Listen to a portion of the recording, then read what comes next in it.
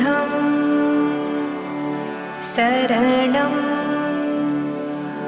गच्छामि।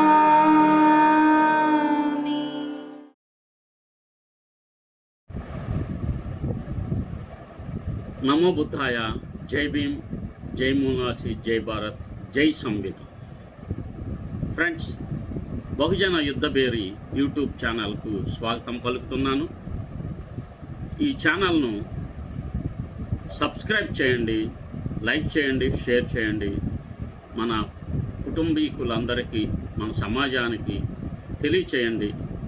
ఈ ఛానల్ను ప్రమోట్ చేయండి.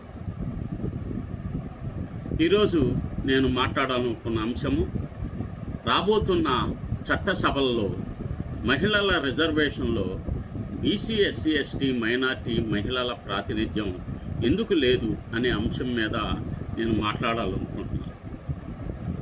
ముందుగా ఈ అంశం ఎందుకు కుట్రపూరితమైనది?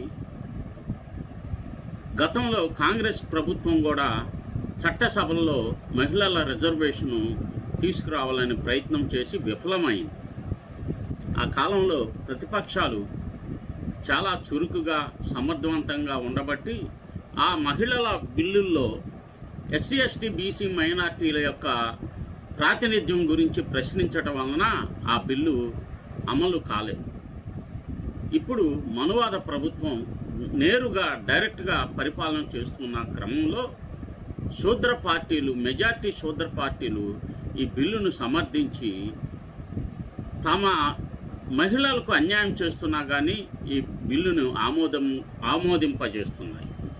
ఈ సందర్భంగా రానున్న చట్టసభల్లో బ్రాహ్మణుల సంఖ్య చట్టసభల్లో తగ్గుతున్నాయి కనుక వారి సంఖ్యను పెంచాలంటే కృత్రిమం ఒక మహిళల పేరుతో ఆధిపత్య కులాలకు సంబంధించిన మహిళలకు సీట్లు ఇచ్చి తద్వారా పార్లమెంటు మొత్తం కూడా మెజారిటీ సీట్లను వారికి ఆధిపత్య మహిళలు కేటాయించి తద్వారా ఓబీసీ సమాజానికి తీవ్ర అన్యాయం చేయటానికి ఒక కంకణం కట్టుకున్నారు. దాన్ని ఓబీసీ సమాజానికి సంబంధించిన పార్టీ నాయకులే ఈ యొక్క బిల్లుని ఆమోదించారంటే అది అత్యంత విచారకరమైన విషయం.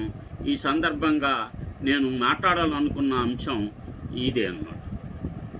ఈ 2029 చట్టసభల్లో మహిళల రిజర్వేషన్లో బీసీ, ఎస్సీ, ఎస్టీ, మైనార్టీ మహిళల యొక్క ప్రాతినిధ్యం ఎందుకు లేదు? భారతదేశంలో మహిళల ప్రాతినిధ్యం పెంచేందుకు 2023లో నారీ శక్తి వందన్ అధినియం మహిళా రిజర్వేషన్ బిల్లు పార్లమెంటులో ఆమోదం పొందింది. ఇది లోక్సభ, రాష్ట్ర సభల్లో మహిళలకు 33% సీట్లు రిజర్వ్ చేసే చట్టం. ఇది ఒక చారిత్రాత్మక విజయంగా చెప్పబడుతుంది. అయితే ఈ బిల్లులో ఓబీసీ, ఎస్సీ, ఎస్టీ, మైనార్టీలకు సబ్ కోటా, ప్రత్యేక కోటా ఇవ్వకపోవడం పెద్ద లోపంగా మిగిలింది. దీంతో ఈ బిల్లు వచ్చినా రాకపోయినా ఒకటే అనే వాదనలు చాలా బలంగా వినిపిస్తున్నాయి. ప్రస్తుతం లోక్సభలో 543 సీట్లలో కేవలం 74 మంది మహిళలు, సుమారుగా 13.6% మహిళలు మాత్రమే ఉన్నారు. ఇందులో ఎస్సీ, ఎస్టీ మహిళల సంఖ్య చాలా తక్కువగా ఉంది. ముస్లిం మహిళలు కేవలం 2 మాత్రమే ఉన్నారు. ఇది లింగ వివక్షతతో పాటు కుల మత వివక్షలు కలిసి ఏర్పడిన బహుళ అసమానతలను సూచిస్తుంది. బిల్లులో ఎందుకు సబ్ కోటా లేదు? ఈ బిల్లు ఆమోదించినప్పుడు ఎస్సీ, ఎస్టీ సీట్లలో మహిళలకు 1/3 రిజర్వ్ చేస్తుంది. అయితే ఓబీసీ మహిళలకు ప్రత్యేక కోటా లేదు. ఎందుకంటే రాజ్యాంగంలో ఓబీసీలకు లోక్సభ, శాసనసభల్లో రిజర్వేషన్ లేదు. ఓబీసీలకు రాజకీయ రిజర్వేషన్ లేకపోవడంతో మహిళలకు సబ్ కోటా ఇవ్వలేకపోయారు. మైనార్టీలు, ముస్లిం మొదలైన వారు కోసం ఎలాంటి రిజర్వేషన్ లేదు. కాబట్టి వారి మహిళలకు కూడా ప్రత్యేక ప్రాతినిధ్యం లేదు. ఈ బిల్లును వ్యతిరేకించిన కొందరు నాయకులు, సమాజ్వాదీ పార్టీ కానీ, ఎంఐఎం మొదలైనవి ఓబీసీ, మైనార్టీ మహిళలకు కోటా లేకపోవడం దారుణమని, ఆధిపత్య కులాల మహిళలకే లాభం అవుతుందని వాదించారు. కానీ మోడీ అనుకున్నదే జరిగింది. స్థానిక సంస్థలలో ఉన్న ప్రాతినిధ్యం ఎందుకు ఇప్పుడు చట్టసభల్లో ఎందుకు లేదని ఎవరు ప్రశ్నించడం లేదు. పంచాయతీలు, మున్సిపాలిటీలలో మహిళలకు 33, కొన్ని చోట్ల 50% రిజర్వేషన్ ఉండగా అందులో ఎస్సీ, ఎస్టీ, బీసీ మహిళలకు ప్రత్యేక కోటాలు కల్పించారు. దీంతో గ్రామీణ స్థాయిలో లక్షలాది మంది మహిళలు ఎన్నికయ్యారు. అయితే చట్టసభలలో ఇలాంటి సబ్ కోటా లేకపోవడం వలన బీసీ మహిళల ప్రాతినిధ్యం చాలా తక్కువగా ఉంది. ఎందుకు బీసీ మహిళలకు ప్రాతినిధ్యం కీలకం అంటే, బీసీలు దేశ జనాభాలో గణనీయమైన భాగంగా ఉన్నారు. సుమారు 41% వారి సమస్యలు, విద్య, ఉపాధి, ఆర్థిక అసమానతలు చట్టసభల్లో చర్చించబడాలి. టిక్కెట్లు పంపిణీలో పార్టీలు ఆధిపత్య కులాల రాజకీయ కుటుంబాల మహిళలకే ప్రాతినిధ్యం ఇస్తాయి. దీంతో బీసీ, ఎస్సీ, ఎస్టీ మహిళలు వెనకబడిపోతారు.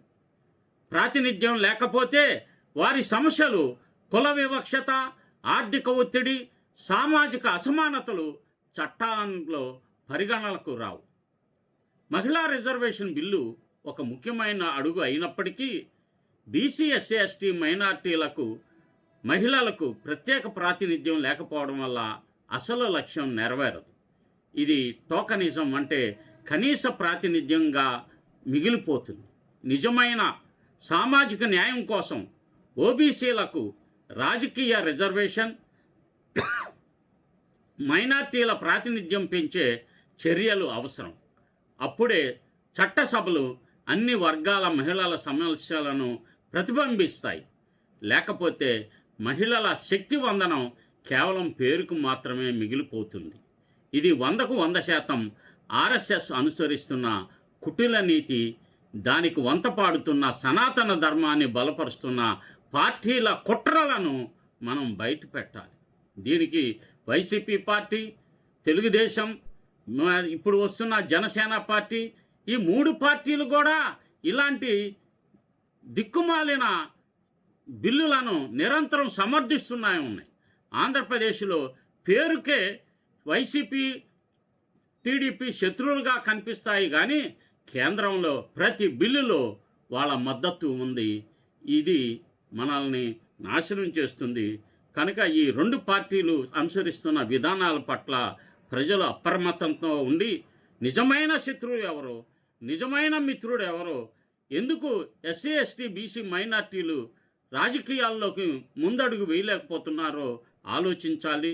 ఈ యొక్క రాజ్యాధికార దిశగా మనం అందరం ప్రయత్నం చేయాలని చెప్పి నేను తెలియజేస్తూ, ఈ యొక్క ఛానల్ను, బహుజన యుద్ధభేరి ఛానల్ను సబ్స్క్రైబ్ చేయండి, లైక్ చేయండి, షేర్ చేయండి, మీ కుటుంబానికి అందరికీ తెలియచేయండి. హైప్ ఇవ్వగలిగితే ఇంకా చాలా మంచిది.